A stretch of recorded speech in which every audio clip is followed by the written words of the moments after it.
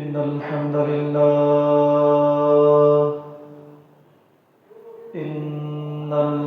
لله نحمده ونستعينه. من يهده الله فلا مضل له ومن يضلل فلا هادي له. أشهد أن لا إله إلا الله وحده لا شريك له، وأشهد أن محمدا عبده ورسوله. أما بعد، فإن خير الحديث كتاب الله، وخير الهدي هدي محمد صلى الله عليه وسلم، وشر الأمور محدثاتها، وكل بدعة ضلالة، وكل ضلالة في النار. মহান আল্লাহ সুবহানাহু ওয়া তাআলা দরবারে শুকরিয়া আদায় করছি। আল্লাহ রাব্বুল আলামিন আমাদের সকলকে দুনিয়ার যাবতীয় ব্যস্ততা দূরে ঠেলে দিয়ে শয়তানের যাবতীয় তৎপরতা ছিন্ন করে দূর দূরান্ত থেকে একত্রিত হয়ে যথাসময়ে জুমার সালাত আদায় করতে আসার তৌফিক দান করেছেন। এজন্য সেই আল্লাহ তাআলা আলিশান দরবারে শুকরিয়া আদায় করে পড়ছি আলহামদুলিল্লাহ। দরুদ প্রেরণ করছি মানবতার মুক্তির দূত রাহমাতুল লিল আলামিন, যিনি আমাদেরকে শিখিয়েছেন কিভাবে আল্লাহ সুবহানাহু ওয়া তাআলার ইসলামকে পালন করে আল্লাহ তাআলাকে সন্তুষ্ট করতে হয়। যিনি আমাদের রাহবার, যিনি আমাদের আদর্শ, যিনি হাসরের মাঠেও আমাদের খোঁজ রাখবেন, সেই নবী, সেই রাসূল হযরত মুহাম্মাদের উপর আমরা সকলেই পড়ছি সাল্লাল্লাহু আলাইহি ওয়াসাল্লাম। আমরা আল্লাহ সুবহানাহু ওয়া তাআলার কাছে সেই সমস্ত ভাইদের জন্য জান্নাতের উঁচু মাকাম কামনা করছি, যেই সকল ভাই বোনেরা আল্লাহর জমিনে আল্লাহর দ্বীন প্রতিষ্ঠার জন্য যুগে যুগে নিজেদের সর্বোচ্চ সম্পদ জীবনকে উৎসর্গ করেছেন। সেই সকল ভাই বোনদেরকে আল্লাহ তাআলা যেন জান্নাতুল ফেরদাউস দান করেন, আমরা সকলেই করছি আমিন। প্রিয় উপস্থিতি, আজকের খুতবার আলোচ্য বিষয় ইসলাম একটি রাজনৈতিক আদর্শ, এ কথার বিশ্লেষণ। আজকের খুতবার আলোচ্য বিষয় ইসলাম একটি রাজনৈতিক আদর্শ, তার বিশ্লেষণ। এই শিরোনামে আলোচনা করার একটি বিশেষ উদ্দেশ্য রয়েছে। ইসলাম একটি রাজনৈতিক আদর্শ, তার বিশ্লেষণ। এই শিরোনামে আলোচনা করার একটি বিশেষ উদ্দেশ্য রয়েছে। সে উদ্দেশ্য হলো এই: ইসলাম নিয়ে আমাদের মুসলিম শিক্ষিত জনদের ভেতরে, ইসলাম নিয়ে আমাদের মুসলিম শিক্ষিত জনদের ভিতরে বিস্তর এক বিতর্ক আছে। সেই বিতর্ক হলো এই: এক ধরনের শিক্ষিত জনেরা, তাদের অবজারভেশন, তাদের পর্যালোচনা, তাদের সিদ্ধান্ত হলো এই যে ইসলাম একটি ইবাদত ভিত্তিক ধর্ম। ইসলাম শুধু ইবাদত করতে হবে, এখানে রাজনৈতিক কোনো বিষয় টেনে আনা যাবে না। এটা হচ্ছে এক শ্রেণীর শিক্ষিত ভাই বোনদের চিন্তাভাবনা, দর্শন এবং তাদের সিদ্ধান্ত। আবার একই মুসলিম ভাইদের মধ্যে আরেক ভাইদের সিদ্ধান্ত যে ইসলাম ইবাদত ভিত্তিক ধর্ম এবং ইসলাম একটি রাজনৈতিক আদর্শ, যে আদর্শ দিয়ে রাষ্ট্র পরিচালনা করা সম্ভব। এই যে আমাদের মুসলিম ভাই বোনদের মধ্যে, শিক্ষিত জনদের মধ্যে বিশেষ করে যে বিতর্ক, সেই বিতর্ক সমাধানের জন্যই আজকের আলোচনার অবতারণা। ইসলাম একটি রাজনৈতিক আদর্শ, তার বিশ্লেষণ। তো আজকে আমরা শেষ পর্যন্ত আলোচনার মাধ্যমে বোঝানো এবং বোঝার চেষ্টা করব যে ইসলাম শুধুমাত্র ইবাদত ভিত্তিক ধর্ম নয়, বরং ইবাদতের সাথে সাথে একটি রাজনৈতিক আদর্শ। তাহলে আলোচনার বিষয় ইসলাম একটি রাজনৈতিক আদর্শ, তার বিশ্লেষণ। প্রথমে আমাদের জানার বিষয় হলো এই, কোনো চিন্তা বা মতবাদ এটা যদি রাজনৈতিক আদর্শ হতে হয়, রাষ্ট্র পরিচালনার আদর্শ হতে হয়, তাহলে তার মধ্যে কি কি গুণ থাকা প্রয়োজন। কোনো চিন্তা, মতবাদ বা আদর্শ এইটা রাজনৈতিক আদর্শ হওয়ার জন্য, রাষ্ট্র পরিচালনার আদর্শ হওয়ার জন্য যদি গ্রহণযোগ্য হতে হয়, তাহলে তার মধ্যে কি কি গুণ থাকতে হয়, কি কি গুণ থাকা শর্ত, সেই বিষয়গুলো আমাদের আগে জানা দরকার। রাষ্ট্রবিজ্ঞান একটি বইয়ের নাম। রাষ্ট্রবিজ্ঞান মানে রাষ্ট্রের জ্ঞান, যার মধ্যে, যে বইয়ের মধ্যে রাষ্ট্রের জ্ঞান থাকে, রাষ্ট্র পরিচালনার জ্ঞান থাকে, সেটাকেই মূলত রাষ্ট্রবিজ্ঞান বলা হয়। তা আমাদের দেশে দেখবেন রাষ্ট্রবিজ্ঞান বই আছে, যেটার উপরে অনার্স মাস্টার্স পড়ানো হয় এবং অন্যান্য ক্লাসেও রাষ্ট্রবিজ্ঞান পড়ানো হয়। তো আমরা এই রাষ্ট্রবিজ্ঞান বই যদি বিশ্লেষণ করি, তাহলে সেখানে দেখা যাবে যে একটি আদর্শ, মতবাদ বা চিন্তাধারা, এটি রাষ্ট্র পরিচালনার আদর্শ হওয়ার জন্য বা চিন্তাধারা হওয়ার জন্য, রাষ্ট্র পরিচালনার নীতি হওয়ার জন্য রাষ্ট্রবিজ্ঞানে কিছু শর্ত আরোপ করা আছে। যেন তেন কোনো আদর্শ, যেন তেন কোনো চিন্তাভাবনা এটা উপস্থাপন করলেই সেটা রাষ্ট্রের নীতি হয়ে যাবে, রাষ্ট্র পরিচালনার আদর্শ হয়ে যাবে, বিষয়টি তা নয়। বরং রাষ্ট্র পরিচালনার নীতি হওয়ার জন্য সেই নীতির মধ্যে, সেই আদর্শের মধ্যে কিছু শর্ত আরোপ করেছে রাষ্ট্রবিজ্ঞান, যে এই শর্তগুলো যদি পাওয়া যায়, তাহলে সেটা রাষ্ট্র পরিচালনার আদর্শ বা রাষ্ট্র পরিচালনার নীতি বা রাষ্ট্র পরিচালনার রাজনৈতিক আদর্শ বলে বিবেচিত হবে। তো সেই শর্তগুলো হলো, 1 নম্বর, সমাজ ও রাষ্ট্র পরিচালনার কর্মপদ্ধতি বা রূপরেখা থাকতে হবে। 2, মানবাধিকার থাকতে হবে। 3, ন্যায় বিচারের ধারণা থাকতে হবে। 5, নৈতিকতা থাকতে হবে। 6, অর্থনৈতিক সমস্যার সমাধান থাকতে হবে। 7, অপরাধ নিয়ন্ত্রণের বাস্তবসম্মত নীতি থাকতে হবে। 7, বিভিন্ন জাতিগোষ্ঠীর নিরাপত্তা থাকতে হবে। 8, লিঙ্গ বৈষম্য নিরোধ থাকতে হবে। 9, ভিন্ন মত বা ভিন্ন আদর্শ অবলম্বনকারীদের সম্মানযোগ্য অবস্থা থাকতে হবে। 10, জনগণের জীবনযাত্রার মান উন্নয়নের জন্য একটি ভীষণ বা একটি দূরদৃষ্টি থাকতে হবে।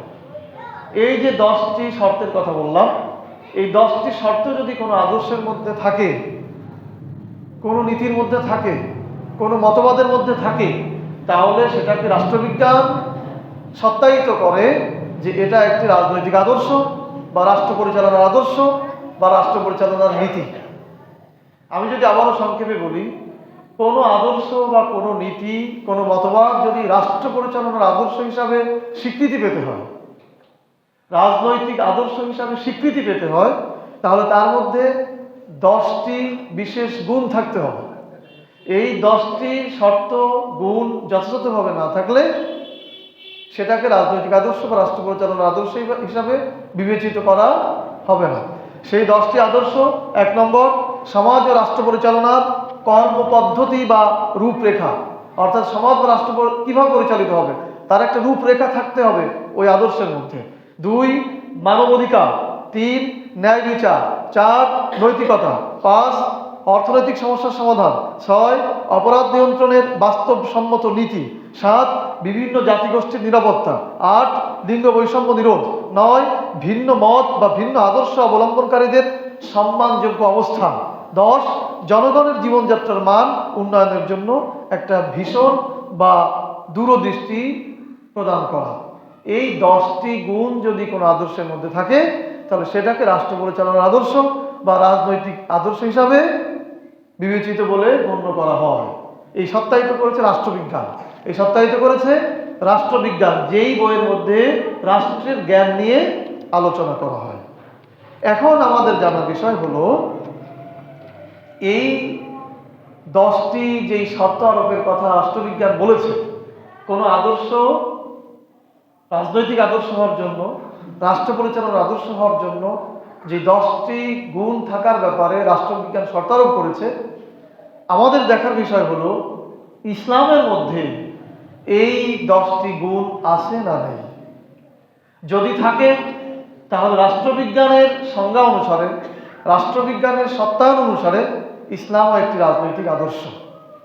আর যদি না থাকে তাহলে ইসলাম রাষ্ট্রবিজ্ঞানের সংজ্ঞা অনুযায়ী রাজনৈতিক আদর্শ নয়, রাষ্ট্র পরিচালনার আদর্শও নয়।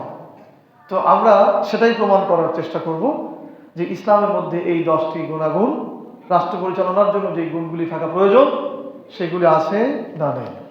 1 নম্বর, রাষ্ট্রবিজ্ঞানের শর্ত ছিল কোনো আদর্শ বা কোনো মতবাদ, কোনো চিন্তাধারা রাজনৈতিক আদর্শ হওয়ার জন্য 1 নম্বর যেটি প্রয়োজন তা হলো সমাজ ও রাষ্ট্র পরিচালনার কার্যপদ্ধতি বা রূপরেখা থাকতে হবে। ওই আদর্শের মধ্যে সমাজ বা রাষ্ট্র পরিচালনার জন্য রূপরেখা থাকতে হবে, কোন পদ্ধতিতে রাষ্ট্রটা পরিচালনা হবে তার একটা নির্দেশনা থাকতে হবে। ইসলামী আদর্শে সমাজ ও রাষ্ট্র পরিচালিত হবে 2 নীতির ভিত্তিতে। ইসলামী আদর্শে সমাজ ও রাষ্ট্র পরিচালনা হবে 2 নীতির ভিত্তিতে। 1 হচ্ছে সৎ কাজে আদেশ, 2 অসৎ কাজে নিষেধ। সৎ কাজে আদেশ, অসৎ কাজে নিষেধ, এই 2 ধারার ভিত্তিতে ইসলামী আদর্শ সমাজ এবং রাষ্ট্র পরিচালনা করতে চায়।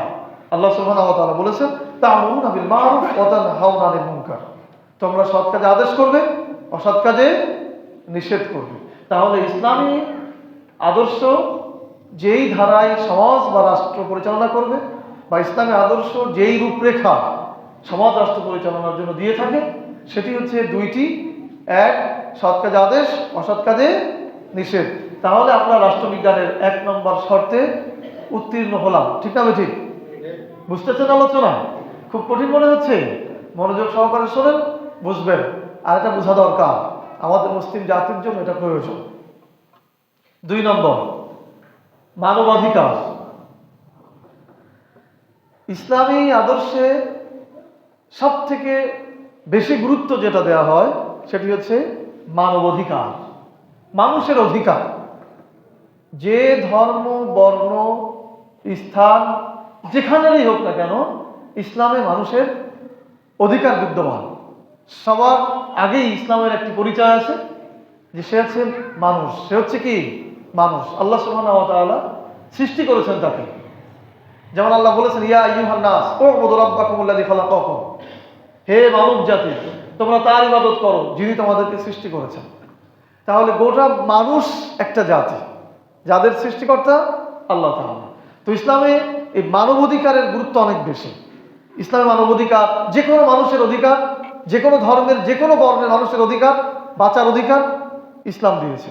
আল্লাহ সুবহানাহু ওয়া তাআলা বলেছেন, মান কাতালা নাফসান বিগাইরি নাফসিন আও ফাসাদিন ফিল আরদ ফাকাআন্নামা কাতালান নাস জামিআ ওয়া মান আহইয়াহা ফাকাআন্নামা আহইয়াহান নাস জামিআ। আল্লাহ বলছেন, কাউকে হত্যা করা ব্যতীত অথবা জমিনে ফাসাদ সৃষ্টিকারী ব্যতীত কোনো মানুষ যদি অন্যায়ভাবে কাউকে হত্যা করে, সে যেন গোটা মানুষ সকলকে হত্যা করার মতো অপরাধ করল। আবার কেউ যদি কোনো মানুষকে বাঁচালো এই 2 অপরাধ ব্যতীত, ফাসাদ সৃষ্টি করে অথবা কাউকে সে হত্যা করেছে, এই 2 অপরাধ ব্যতীত সে ওই 2 শ্রেণীর মানুষকে ব্যতীত যদি কেউ কাউকে বাঁচায়, তাহলে সে যেন গোটা মানব জাতির প্রাণকে রক্ষা করলো। সূরা মায়েদা 1 নম্বর 32। তাহলে ইসলামের মানবাধিকারটা হলো এই যে কোনো মানুষকে অন্যায়ভাবে হত্যা করা যাবে না। সামান্য ত্রুটি বিচ্যুতি হয়েছে, সামান্য দ্বন্দ্ব সংঘাত হয়েছে, সামান্য কথাবার্তা হয়েছে, তার জন্য কাউকে হত্যা করে ফেলতে হবে, এইটা ইসলাম অনুমোদন করে না। ইসলামে মানবাধিকার রয়েছে, খুব গুরুত্বপূর্ণ, যে কোনোভাবেই কোনো মানুষকে অন্যায়ভাবে আঘাত করা চলবে না। 3 নম্বর, ন্যায় বিচার। আমরা যেটা বলছিলাম যে ইসলামে আদর্শগুলি আছে কি নেই, রাষ্ট্রবিজ্ঞানে যে শর্ত আরোপ করেছে যে কোনো আদর্শ রাষ্ট্র পরিচালনার জন্য, রাষ্ট্র পরিচালনার নীতি হওয়ার জন্য কি কি থাকা প্রয়োজন, সেই ব্যাপারে ইসলামে এই শর্তগুলো আছে কিনা সেটা আমরা জানার চেষ্টা করছি। 3 নম্বর, ন্যায় বিচার। ইসলামী আদর্শে ন্যায় বিচার রয়েছে। ইসলামী আদর্শে ন্যায় বিচার রয়েছে এবং ন্যায় প্রতিষ্ঠার কথা বলা হয়েছে।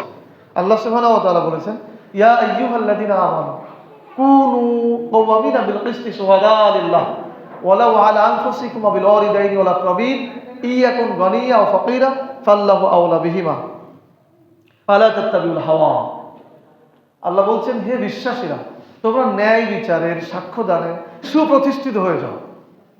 তোমরা ন্যায় বিচারের ব্যাপারে সুপ্রতিষ্ঠিত হয়ে যাও, দৃঢ়প্রত্যয়ী হয়ে যাও। যদিও ন্যায় বিচার করতে যে, ন্যায় বিচারের সাক্ষ্য দিতে যে সেটা তোমার নিজের বিরুদ্ধে যায়, অথবা তোমার পিতার বিরুদ্ধে যায়, তোমার নিকটাত্মীয়ের বিরুদ্ধে যায়, ধনী অথবা দরিদ্রের বিরুদ্ধে যায়, তবুও তুমি ন্যায় বিচারে, ন্যায় সাক্ষ্যদানে সুপ্রতিষ্ঠিত থাকবে। আর ফালা তাত্তাবিউল হাওয়া, বিচারের ক্ষেত্রে তুমি হাওয়ার অনুসরণ করবে না। ন্যায় সাক্ষ্যদানের ক্ষেত্রে তুমি প্রবৃত্তির অনুসরণ করবে না। সূরা নিসা আয়াত নম্বর 105। তাহলে আল্লাহ সুবহানাহু ওয়া তাআলা ন্যায় বিচারের ব্যাপারে এরকম গুরুত্ব দিয়েছেন। তাহলে আমরা ধরতে পারি যে ইসলামে ন্যায় বিচার বিদ্যমান। তাহলে ইসলামে সমাজ রাষ্ট্র পরিচালনার নীতি রয়েছে, ইসলামে মানবাধিকার রয়েছে, ইসলামে ন্যায় বিচার সুপ্রতিষ্ঠিত রয়েছে। এসব বিষয়ে উদাহরণ দিতে গেলে ভুরি ভুরি উদাহরণ দেওয়া যাবে। যেহেতু ইসলাম একসময় রাষ্ট্র পরিচালনা করেছে, ইসলামী আদর্শ দিয়ে রাষ্ট্র পরিচালিত হয়েছে, কিন্তু সেই উদাহরণ দিতে গেলে আমরা সময় পাবো না। এজন্য আমরা শুধুমাত্র ইসলাম রাজনৈতিক আদর্শ কিনা, রাষ্ট্র পরিচালনায় এটা ব্যবহার করা যায় কিনা, সেটা জনতার সামনে বা জাতির সামনে উপস্থাপন করার জন্য আমরা আলোচনা করছি। 4 নম্বর, নৈতিকতা। ইসলামী আদর্শে শ্রেষ্ঠ নৈতিকতা রয়েছে। ইসলাম যেভাবে মানুষকে নৈতিকতাপূর্ণ শিক্ষা দিয়েছে, পৃথিবীর অন্য কোনো আদর্শে এমনভাবে নৈতিকতার শিক্ষা দেওয়া হয়নি। ইসলামে একই নারীকে বিভিন্নভাবে ভাগ করা হয়েছে। মা, বোন, স্ত্রী, ফুফু, খালা, এবং প্রত্যেকের ক্ষেত্রে নৈতিকতার এক বিরাট প্রাচীর আল্লাহ তাআলা দিয়েছেন। তো ইসলাম হচ্ছে সব থেকে নৈতিকতাপূর্ণ ধর্ম। ইসলাম মানুষকে শালীনতার শিক্ষা দিয়েছে এবং যে কোনো প্রকার অশ্লীল থেকে মানুষকে দূরে থাকতে বলেছে। আল্লাহ সুবহানাহু ওয়া তাআলা বলেছেন, ওয়ালা তাকরাবুজ জিনা ইন্নাহু কানা ফাহিশা। তোমরা জিনা করা তো দূরের কথা, জিনার নিকটবর্তী হবে না। জেনাতে লিপ্ত হতে পারো এইরকম কিছুর কাছেও যাবে না। আল্লাহ সুবহানাহু ওয়া তাআলা এইভাবে ইসলামের মধ্যে নৈতিকতা দিয়েছে। সুতরাং আমরা বলতে পারি ইসলাম নৈতিকতায় শ্রেষ্ঠ আদর্শ। 5 নম্বর, অর্থনৈতিক সমস্যার সমাধান। ইসলামী আদর্শে অর্থনৈতিক সমস্যার সমাধান। ইসলামী আদর্শে অর্থনৈতিক সমস্যার সমাধান করার জন্য কার্যকর পদক্ষেপ রয়েছে। যেমন ইসলামে ব্যবসাকে উৎসাহিত করা হয়েছে, অলসতাকে ঘৃণিতভাবে দেখানো হয়েছে। যেমন অলস মস্তিষ্ক শয়তানের আড্ডাখানা, এরকম একটি কথা আপনারা শুনেছেন না? এটি হাদিসের ভাষার অনুবাদ। ইসলামে লা রাহবানিয়াতা ফিল ইসলাম, ইসলামের মধ্যে কোনো বৈরাগ্যবাদ নেই। অর্থাৎ ব্যবসা বাণিজ্য, সংসার, কাজকর্ম ছেড়ে দিয়ে বৈরাগী হয়ে চলে যাবে, এরকম কোনো বিষয় ইসলামের মধ্যে নেই। ইসলাম শ্রমকে প্রাধান্য দিয়েছে, ব্যবসাকে প্রাধান্য দিয়েছে। ব্যবসা করে অর্থের মালিক হও, শ্রমের কাজ করে বা শ্রমিক হয়ে তুমি অর্থ উপার্জন করো, এভাবে ইসলাম উৎসাহিত করেছে। এবং সর্বশেষ জাকাত ভিত্তিক অর্থ ব্যবস্থার মাধ্যমে সমাজে যে অর্থ ব্যবস্থার যে বৈষম্য আছে, ধনী দরিদ্রের যে বৈষম্য আছে, সেটাকে দূরীকরণ করার সিদ্ধান্ত দিয়েছে। আল্লাহ সুবহানাহু ওয়া তাআলা বলেছেন, আকিমুস সালাত ওয়া আতুজ যাকাত হাক্কুল লিসাইল ওয়াল মাহরুম। সালাত কায়েম করো, যাকাত দাও। তোমার সম্পত্তির মধ্যে, তোমার সম্পদের মধ্যে মাহরুম যারা বঞ্চিত, তাদের অধিকার রয়েছে। তাহলে আমরা বলতে পারি যে ইসলাম এমন একটি আদর্শ যার মধ্যে অর্থনৈতিক সমস্যারও সমাধান রয়েছে। 6 নম্বর, অপরাধ নিয়ন্ত্রণে বাস্তবসম্মত নীতি। আমরা কি বলছি পরে যারা আসছেন তারা বোঝেন। ইসলাম যে একটি রাষ্ট্র পরিচালনার আদর্শ, বা যে কোনো মতবাদ রাষ্ট্র পরিচালনার আদর্শ হতে যে শর্তের প্রয়োজন, সেরকম 10টি শর্ত আরোপ করেছে রাষ্ট্রবিজ্ঞান। রাষ্ট্রবিজ্ঞান, পলিটিক্যাল সায়েন্স, এই বইয়ের শর্ত হচ্ছে কোনো আদর্শ যদি রাষ্ট্র পরিচালনায় গৃহীত হতে হয়, তাহলে তার জন্য 10টি আদর্শের প্রয়োজন, 10টি গুণের প্রয়োজন। সেই 10টি গুণ ইসলামের মধ্যে আছে কিনা আমরা সেটা বিশ্লেষণ করার চেষ্টা করছি। 6 নম্বর, অপরাধ নিয়ন্ত্রণে বাস্তবসম্মত নীতি, অপরাধ নিয়ন্ত্রণে বাস্তবসম্মত নীতি। ইসলাম অপরাধ নিয়ন্ত্রণের জন্য বাস্তবসম্মত নীতি প্রদান করে। ইসলাম অপরাধ নিয়ন্ত্রণের জন্য বাস্তবসম্মত নীতি প্রদান করে। অপরাধ প্রমাণের জন্য ইসলাম চারজন সাক্ষীকে নিযুক্ত করেছে। কোনো অপরাধ যদি সংঘটিত হয়, চারজনকে সাক্ষী রাখতে হবে। একজন এসে একজনের বিরুদ্ধে একটা অপবাদ দিল, সেটাই বাস্তবভাবে গৃহীত হবে, ইসলাম এটাকে গ্রহণ করে না। অবশ্যই তার বিরুদ্ধে সাক্ষ্য থাকতে হবে, প্রমাণ থাকতে হবে, তারপর তার বিচার কার্য পরিচালনা হবে। এবং এই বিচার কার্য দীর্ঘসূত্রিতা হবে না। দীর্ঘদিন ধরে একটা বিচার চলবে, 30 বছর, এমন বিচার কার্য ইসলাম পরিচালনা করবে না। বরং সাক্ষ্য প্রমাণ যদি যথাযথভাবে হয়, তাহলে নির্দিষ্ট সময়ের মধ্যেই সে বিচার কার্য সম্পন্ন হবে। নির্দোষ হলে সে মুক্তি পাবে, আর দোষী হলে তার শাস্তি কার্যকর হবে। দেখবেন প্রচলিত যে আইন ব্যবস্থা আছে, এখানে 30 বছর পরে প্রমাণ হয় যে একজন নির্দোষ, অথচ 30 বছর ধরে সে কারাগারে আছে, তো তার জীবনটাই তো শেষ। ইনি বের হয়ে এসে তার কিছু করতে পারবেন না। 30 বছর পরে এসে বলছে যে সে নির্দোষ, এই বলার আর কোনো মানে আছে? তার জীবনটাই তো শেষ হয়ে গেছে।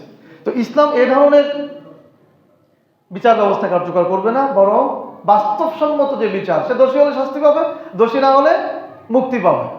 এটি হচ্ছে ইসলামের বিচার। আল্লাহ সুবহানাহু ওয়া তাআলা বলেছেন, ওয়ালা তাখুসকুম বিহিমা রাফাতা ফি দীনিল্লাহ। আর ইসলামের বিচার বাস্তবায়ন করতে যে কোন রকম স্বজন প্রীতি বা কোন রকম দয়া, এটা আবার দেখানো হবে না।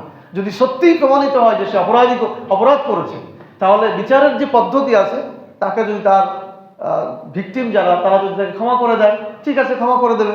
কিন্তু যদি ক্ষমা না করেন, বিচারে যদি সে শাস্তিযোগ্য হয়, তাহলে সেই শাস্তি বাস্তবায়নে ইসলাম মোটেই পিছুপা হবে না। বাস্তবসম্মত যেটা থাকবে সেটাই বাস্তবায়ন করবে। 7 নম্বর, বিভিন্ন জাতিগোষ্ঠীর নিরাপত্তা। বিভিন্ন জাতিগোষ্ঠীর নিরাপত্তা। ইসলামী আদর্শে বিভিন্ন জাতিগোষ্ঠীর নিরাপত্তা রয়েছে। আমাদের অনেকের ধারণা যে ইসলাম যদি আদর্শ হিসেবে প্রতিষ্ঠিত হয়ে যায়, তাহলে হিন্দু, বৌদ্ধ, খ্রিস্টান, অন্য যারা আছে, তারা ইসলামী আদর্শের দেশে আর থাকতে পারবে না। এই ধারণাটা ভুল। বরং ইসলামে বিভিন্ন জাতিগোষ্ঠী থাকার সুযোগ না, শুধু নিরাপত্তা রয়েছে।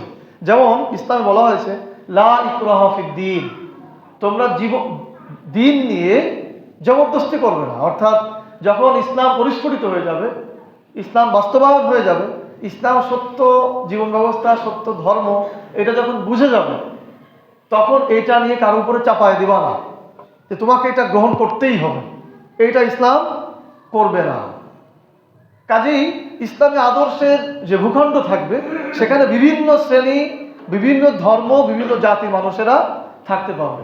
রাসূল সাল্লাল্লাহু আলাইহি সাল্লামের শাসন আমলে, আবু বকর রাদিয়াল্লাহু তাআলা আনহুর শাসন আমলে ইয়াহুদি যারা ছিল, খ্রিস্টান যারা ছিল, তারা কিন্তু একেবারেই যে আরব থেকে বের হয়ে গিয়েছিল, ব্যাপারটি এমন নয়। তারা রাসূলের যেই দেশ ছিল, আবু বকর রাদিয়াল্লাহু তাআলা আনহুর যে শাসন আমলের যে দেশ ভূখণ্ড ছিল, সেখানেই তারা বসবাস করত। তাদেরকে মেরে কেটে তাড়ায় দেওয়া হয়েছে, বিষয়টি এমন ছিল না। সুতরাং ইসলামে বিভিন্ন জাতিগোষ্ঠীর নিরাপত্তা বিদ্যমান। 8 নম্বর, লিঙ্গ বৈষম্য দূরীকরণ। লিঙ্গ বৈষম্য দূরীকরণ মানে হলো নারী এবং পুরুষ এই দুইয়ের মধ্যে বৈষম্য দূর করতে হবে। কোনো আদর্শ, কোনো মতবাদ, কোনো চিন্তাধারা, এইটা যদি রাষ্ট্রে প্রতিষ্ঠিত হতে হয়, রাষ্ট্র পরিচালনার নীতি হিসাবে বা রাজনৈতিক আদর্শ হিসাবে, তাহলে তার 10টি গুণ থাকতে হবে। তার মধ্যে 8 নম্বর হচ্ছে লিঙ্গ বৈষম্য নিরোধ। অর্থাৎ ওই আদর্শের মধ্যে পুরুষ এবং নারীর মধ্যে ভেদাভেদ করা হবে না, বা তাদের অধিকার ক্ষুণ্ণ করা হবে না। সেটা কিভাবে? নারী এবং পুরুষের সমান অধিকার থাকবে, বা সমান মর্যাদা থাকবে, সমান কাজের অধিকার থাকবে, এইটাই মূলত বলা হয়।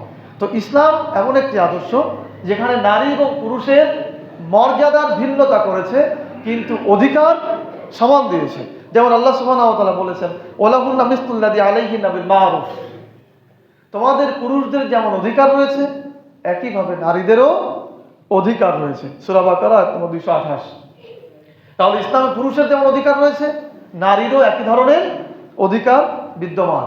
এবং রাসূল সাল্লাল্লাহু আলাইহি সাল্লামের শাসনামলে, রাসূল সাল্লাল্লাহু আলাইহি সাল্লাম যখন রাষ্ট্রপ্রধান ছিলেন, আবু বকর রাদিয়াল্লাহু তাআলা আনহু যখন রাষ্ট্রপ্রধান ছিলেন, ওমর রাদিয়াল্লাহু তাআলা আনহু যখন রাষ্ট্রপ্রধান ছিলেন, এ সময়ে নারী এবং পুরুষের অধিকার সমান ছিল। মসজিদে নারীরা সালাত আদায় করতে আসতো, মসজিদে নারীদের জন্য সালাত আদায়ের ব্যবস্থা ছিল। এরপর মহিলারা মহিলাদের জন্য বাজারে বাজার করার সুযোগ ছিল। মহিলারা চিকিৎসক ছিল, মহিলাদের ব্যবসা প্রতিষ্ঠান ছিল, এবং বিচার কাজেও মহিলাদেরকে সাক্ষী হিসাবে প্রাধান্য দেওয়া হয়েছে। কাজেই আমরা বলতে পারি যে রাসূল সাল্লাল্লাহু আলাইহি সাল্লাম যে শাসন পরিচালনা করেছেন ইসলামের আদর্শ দিয়ে, এখানে নারীদেরকে খাটো করে দেখা হয়নি বা ছোট করে দেখা হয়নি। তাদেরকে তাদের মর্যাদা অনুযায়ী, তাদের অধিকার অনুযায়ী যথাযথভাবে তাদের অধিকার সম্পন্ন করা হয়েছে। সুতরাং আমরা বলতে পারি যে ইসলামী আদর্শে শুধুমাত্র পুরুষদের অধিকার দেওয়া হয়েছে, বিষয়টি এমন নয়। 9 নম্বর, ভিন্ন মত বা ভিন্ন আদর্শ অবলম্বনকারীদের জন্য সম্মান প্রদান। একটা ভূখণ্ডের সবাই ইসলামী আদর্শ গ্রহণ করে ফেলবে, বিষয়টি তা নয়। এই যে এখানে আমরা যারা কথা শুনছি বা বলছি, সবাই যে আমার কথাগুলো গ্রহণ করবেন এটা বিশ্বাস করা আমার ঠিক না। কিছু মানুষের ভিন্ন মত থাকবে, ভিন্ন চিন্তা থাকবে, এটা স্বাভাবিক। সেই ভিন্ন মতের প্রতি, ভিন্ন চিন্তার প্রতি শ্রদ্ধা দেখানোটা ইসলামের চরিত্র। ভিন্ন মত, ভিন্ন চিন্তার প্রতি শ্রদ্ধা দেখানো ইসলামের চরিত্র। তো একটা চিন্তাধারা, একটা মতবাদ আদর্শিত হিসাবে প্রতিষ্ঠিত হওয়ার জন্য যেই গুণগুলি দরকার, তার মধ্যে 9 নম্বর গুণ হচ্ছে ভিন্ন মত বা ভিন্ন আদর্শ যারা অবলম্বন করে তাদেরকে সম্মান প্রদান। ইসলামে ভিন্ন মত বা ভিন্ন আদর্শ পোষণকারীদের ক্ষেত্রে বলা হয়েছে, আল্লাহ সুবহানাহু ওয়া তাআলা বলেছেন, ইয়া আইয়ুহাল্লাযীনা আমানু, হে বিশ্বাসীরা, লা ইয়াসখার কওমুন, তোমরা আরেক সম্প্রদায়কে তুচ্ছ করবে না, মিন কওমিন আসা ইয়াকুনু খায়রুম মিনহুম, হতে পারে তুমি যাকে তুচ্ছ তাচ্ছিল্য করছো তা তোমার থেকেও সে আল্লাহর নিকট কল্যাণকামী হতে পারে। সূরা হুজরাত আয়াত নম্বর 11। আমরা দেখেছি রাসূল সাল্লাল্লাহু আলাইহি সাল্লামের যে রাষ্ট্র এলাকা ছিল, যেই শাসন এলাকা ছিল, সেই জায়গাতে যারা ভিন্ন মত পোষণ করেছে, ভিন্ন পক্ষ অবলম্বন করেছে, তাদেরকেও রাসূল সাল্লাল্লাহু আলাইহি সাল্লাম এবং সাহাবাগণ সম্মান দেখিয়েছেন, কিছু 2-1 জনের ক্ষেত্র ব্যতীত। যেমন অধিকাংশের ক্ষেত্রে সম্মান দেখিয়েছেন, 2-1 জনের ক্ষেত্রে কিছু বিচার কার্য পরিচালনা করা হয়েছে। অধিকাংশের ক্ষেত্রেই ভিন্ন মত যারা পোষণ করেছে তাদের ক্ষেত্রে সম্মান দেখানো হয়েছে। যেমন তার মধ্যে একজন আবু সুফিয়ান, হিন্দার যিনি স্বামী ছিলেন রাদিয়াল্লাহু তাআলা আনহু, জিনাদের নেতৃত্বে রাসূল সাল্লাল্লাহু আলাইহি সাল্লামের চাচা হামজা রাদিয়াল্লাহু তাআলা আনহুকে শহীদ করা হয়েছে, এবং খুবই করুণভাবে শহীদ করা হয়েছে। এবং রাসূল সাল্লাল্লাহু আলাইহি সাল্লামের বিরুদ্ধে ব্যাপক বিরোধিতা করেছে আবু সুফিয়ান, এবং মক্কাতে, আরবে যেন ইসলামী আদর্শ প্রতিষ্ঠিত না হয় তার জন্য প্রচন্ড রকম চেষ্টা করেছে। যেদিন মক্কা বিজয় হয়েছিল, রাসূল সাল্লাল্লাহু আলাইহি সাল্লাম যেদিন আরব ভূখণ্ডের শাসক হয়েছিলেন, শুধু মদিনা না, টোটাল আরবে, সেদিন তিনি ঘোষণা দিয়েছিলেন আজকে আবু সুফিয়ান নিরাপদ, এবং আবু সুফিয়ানের বাড়িতে যারা অবস্থান করবে তারাও নিরাপদ। আবু সুফিয়ান নিরাপত্তা পাবে এবং আবু সুফিয়ানের বাড়িতে যারা অবস্থান করবে তারাও নিরাপত্তা পাবে। রাসূল সাল্লাল্লাহু আলাইহি সাল্লাম, আমি আপনাদেরকে যেটা বোঝাতে চাচ্ছি, ভিন্ন মতের প্রতি সম্মান দেখিয়েছেন কিনা কথা বলেন। আবু সুফিয়ান কিন্তু ইসলাম গ্রহণ করে নাই, রাসূল সাল্লাল্লাহু আলাইহি সাল্লামের বিরুদ্ধে বিরোধিতা করেছে, কিন্তু যেদিন মক্কা বিজয় হয়েছিল সেদিন প্রচলিত নিয়ম অনুসারে যদি আবু সুফিয়ানরা ক্ষমতায় আসতো, হতে পারে নির্দেশনা আসতো এরকম যে যাও মুহাম্মদকে কতল করে দাও, হতে পারত। কিন্তু মুহাম্মদ সাল্লাল্লাহু আলাইহি সাল্লাম যখন ইসলামী আদর্শ নিয়ে রাষ্ট্র প্রতিষ্ঠা করেছেন, তখন বলেছেন আবু সুফিয়ান নিরাপদ, তার বাড়িতে যারা থাকবে আশ্রয় নিবে তারাও নিরাপত্তা পাবে। বলেন না সুবহানাল্লাহ। এটি হচ্ছে ইসলামের আদর্শ। এটাই হচ্ছে বোঝানো হয়েছে যে ইসলাম ভিন্ন মত বা ভিন্ন চিন্তা অবলম্বনকারীদেরও সম্মান দেখায়। তাহলে 9 নম্বর যে শর্ত, এই শর্তেও আমরা উত্তীর্ণ হলাম যে আদর্শ, কোনো মতবাদ, কোনো চিন্তাধারা, এটা যদি রাজনৈতিক আদর্শে পরিণত হতে হয় তাহলে রাষ্ট্রবিজ্ঞান 10টি শর্ত আরোপ করেছে, যে তার মধ্যে এই গুণগুলো থাকতে হবে। তো 9 নম্বর হচ্ছে ভিন্ন মত এবং ভিন্ন আদর্শ অবলম্বনকারীদের সম্মান দেখাতে হবে। তাহলে আমরা দেখলাম ইসলাম ভিন্ন মত অবলম্বনকারীদেরকে সম্মান দেখিয়েছে। 10 নম্বর, জনগণের জীবনযাত্রার মান উন্নয়নের জন্য ভীষণ বা দূরদৃষ্টি সম্পন্ন একটা রূপরেখা দিতে হবে। জনগণের মান উন্নয়নের জন্য একটা ভীষণ দিতে হবে, একটা রূপরেখা দিতে হবে, যে আমরা যদি এই আদর্শ দিয়ে রাষ্ট্র পরিচালনা করি তাহলে আমাদের জনগণ এই কাজগুলো করে বা এভাবে তাদের জীবনযাত্রার মান উন্নয়ন করবে। অনেকের ধারণা, অনেক মুসলিমদেরই এরকম ধারণা যে ইসলামী আদর্শ যদি বাস্তবায়িত হয়ে যায় তাহলে সব মানুষ হুজুর হয়ে যাবে, মাদ্রাসা হয়ে যাবে সবগুলো, শুধু কোরআন হাদিস পড়ানো হবে, বাড়িতে বাড়িতে খতম পড়ানো হবে, সব হুজুর হয়ে যাবে, আর কিছু হবে না। আর সব দুনিয়াদারি ছেড়ে দিয়ে শুধু পরকালের কাজ করবে, আর কিছু করবে না। তাহলে অবমাননা বাড়বে না কমবে? বাড়বে না? সবাই সবকিছু বাদ দিয়ে মসজিদে আমরা 24 ঘন্টা থাকবো, তাহলে কি অবমাননা বাড়বে না? বাড়বে। অনেকের চিন্তা এরকম যে ইসলামী আদর্শ যদি প্রতিষ্ঠিত হয়, ইসলাম যেহেতু শুধু পরকালের কথা বলে, শুধু পরকালের কথা বলে, তো সবাই দুনিয়া ছেড়ে দেবে, দিয়ে শুধু পরকাল নিয়ে থাকবে, একসময় আমাদের না খেয়ে মরতে হবে। অনেকের চিন্তা ভাবনা এরকম, কিন্তু বিষয়টি তা নয়। ইসলাম জনগণের জীবনযাত্রার মান যেন উন্নতি হয়, জনগণের জীবনযাত্রার মান যেন উন্নতি হয়, এই জন্য ইসলাম বিভিন্ন ব্যবস্থা দিয়েছে। যেমন ব্যবসার ব্যাপারে ইসলাম উৎসাহিত করেছে, শ্রমের কাজ করার ব্যাপারে ইসলাম উৎসাহ দিয়েছে, সালাত আদায়ের শেষেই কাজে বের হয়ে যাও এরকম উৎসাহ দিয়েছে। এবং আল্লাহ সুবহানাহু ওয়া তাআলার কাছে দোয়াও করতে বলা হয়েছে, রব্বানা আতিনা ফিদ দুনিয়া হাসানা ওয়া ফিল আখিরাতি হাসানা ওয়া কিনা আযাবান নার। হে আল্লাহ, আপনি আমাদেরকে দুনিয়াতেও কল্যাণ দেন, আখিরাতেও কল্যাণ দেন। আমরা দেখেছি সাহাবায়ে কেরামগণ ওনারা বসে থাকতেন না, কিছু নির্দিষ্ট মানুষ ব্যতীত, যাদের ইসলাম প্রচার প্রসারের দায়িত্ব ছিল, সংরক্ষণের দায়িত্ব ছিল, তারা ব্যতীত বাকি সকল সাহাবারাই কোনো না কোনো কাজ করতেন।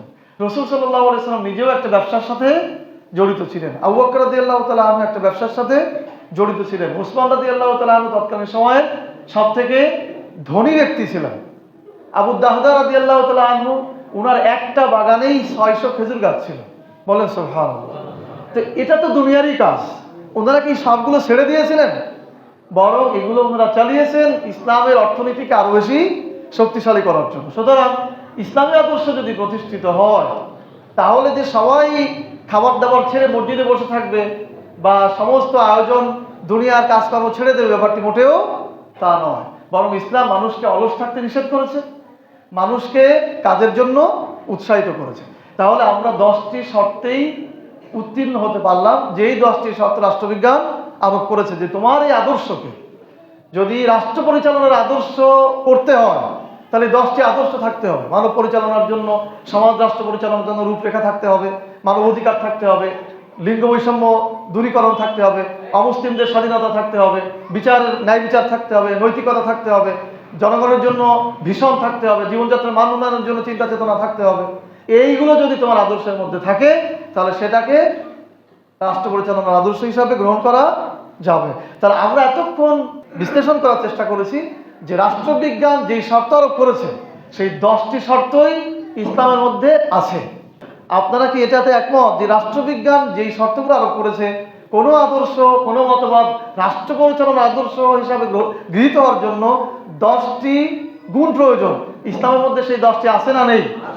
আছে। সুতরাং আমাদের উদ্দেশ্য হচ্ছে আমরা যারা মুসলিম রয়েছি, আমরা প্রথমে বলেছিলাম না যে মুসলিমদের মধ্যেই আমরা কিছু ভাই বলছি যে ইসলাম শুধু ধর্ম, ইবাদতের ধর্ম, শুধু ইবাদত করতে হবে, এটাকে রাজনীতির মধ্যে টেনে আনা যাবে। আরেকজন ভাইরা বলছে যে না, ইসলাম ইবাদতের ধর্ম এবং রাজনৈতিক আদর্শ। এইটা প্রমাণ করার জন্য যে কোনটা আসলে ঠিক, গোটা মুসলিম জাতির জন্য, এটা কোনো দলের জন্য না, আমরা যেহেতু সবাই মুসলিম, গোটা মুসলিম জাতির জন্য এই মেসেজ যে ইসলাম রাষ্ট্র পরিচালনার একটি আদর্শ। আল্লাহ তাআলা আমাদেরকে বুঝদান করুন, বলেন আমিন। এখন সর্বশেষ যে বিষয়টি বলবো সেটি হচ্ছে ইসলাম রাজনৈতিক আদর্শ নাকি শুধু ইবাদত ভিত্তিক ধর্ম। এই বিতর্ক আমাদের ভাইদের মধ্যে তৈরি হলো কেন? আমাদের শিক্ষিত ভাই বোনদের মধ্যে বিতর্ক আসলো কেন? আমাদের যারা দায়িত্বশীল আছেন তাদের মধ্যে বিতর্ক আসলো কেন? এই বিতর্ক আসার কারণ হলো আমাদের দেশের শিক্ষা ব্যবস্থা।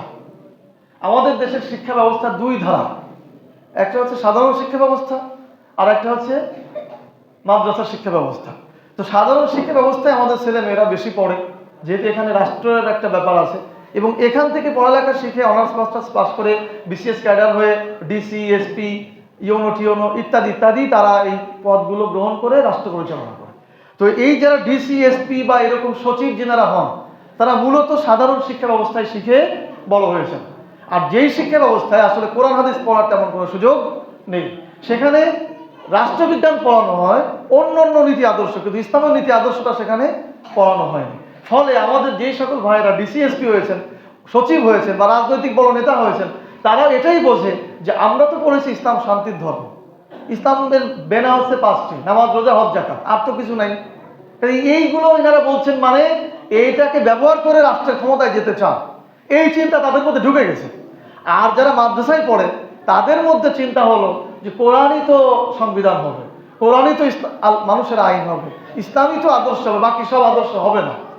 এই যে দুই ভাগে ভাগ হয়ে গেছে, আর যার ফলেই আমাদের মধ্যে দ্বন্দ্ব বৃদ্ধি পেয়েছে। আর এই ভাগের পেছনে একটা বিরাট ষড়যন্ত্র কাজ করেছে।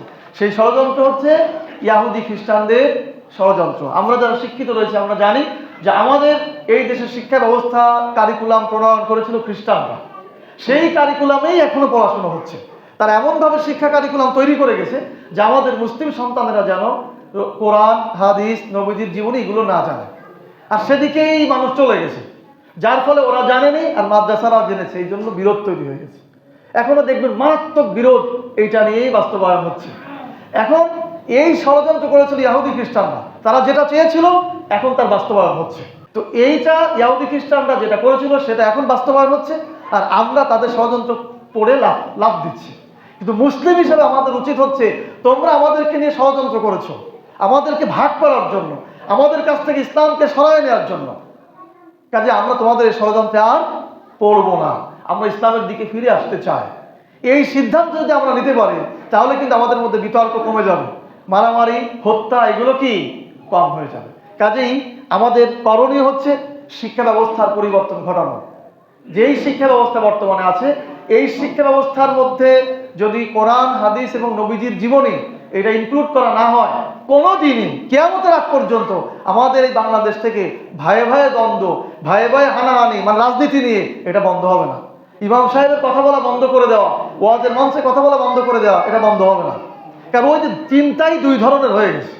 এই জন্য শিক্ষা ব্যবস্থার পরিবর্তন করে বাংলা, ইংরেজি, অঙ্ক, বিজ্ঞান যা আছে এর সাথে আরো 3টি সাবজেক্ট অ্যাড করতে হবে, কোরআন, হাদিস, নবীজি জীবনী। তাহলে এই সমস্যা আমাদের দেশ থেকে সমাধান হবে। আমরা ইসলামকে আদর্শ হিসেবে মনে করব এবং অন্য আদর্শগুলোকে আমরা সঠিক মনে করব না। আর 2 নম্বর কারণই হচ্ছে, যদি শিক্ষা ব্যবস্থা পরিবর্তন করা, তো আমি এখান থেকে বললেই হয়ে যাবে, আমি এখান থেকে বক্তব্য দিলাম তাহলে কি শিক্ষা ব্যবস্থা পরিবর্তন হয়ে যাবে? যাবে না। শিক্ষা ব্যবস্থা যদি পরিবর্তন নাও হয় তো ওই রকমই থাকুক। আমাদের মুসলিম হিসাবে ব্যক্তিগত দায়িত্ব হচ্ছে আমরা নিজেরা কোরআন হাদিস পড়ি, নিজেরা নবীজির জীবনী পড়ি, নিজেরা জ্ঞান অর্জন করে ইহুদি খ্রিস্টানদের ষড়যন্ত্র থেকে বের হয়ে ইসলামী আদর্শ বাস্তবায়নের জন্য সচেষ্ট হই, এবং এই আদর্শ যাতে রাষ্ট্রে বাস্তবায়িত হয় সেই সচেষ্ট হই। তাহলে আমরা আল্লাহর কাছ থেকে দায়মুক্ত হতে পারবো। আজকে আমরা যারা ডিসি, এসপি, ইউনো, টিওনো বড় বড় দায়িত্বশীল হয়ে রয়েছি, সচিব রয়েছি, রাষ্ট্র যারা আমরা পরিচালনা করছি, আমাদেরকে অবশ্যই জবাবদিহিতা করতে হবে। তোমরা এত বড় জায়গায় ছিলে, কেন মানুষকে কোরআনের আদর্শটা বুঝতে দাও না?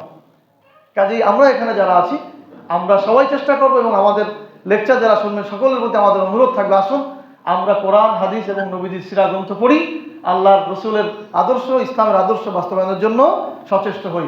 আল্লাহ সুবহানাহু ওয়া তাআলা আমাদের সকলকে তৌফিক দান করুন, বলেন আমিন। সুবহানাকাল্লাহুম্মা ওয়া বিহামদিক, আশহাদু আল্লা ইলাহা ইল্লা আনতা, আস্তাগফিরুকা ওয়া আতুবু ইলাইক।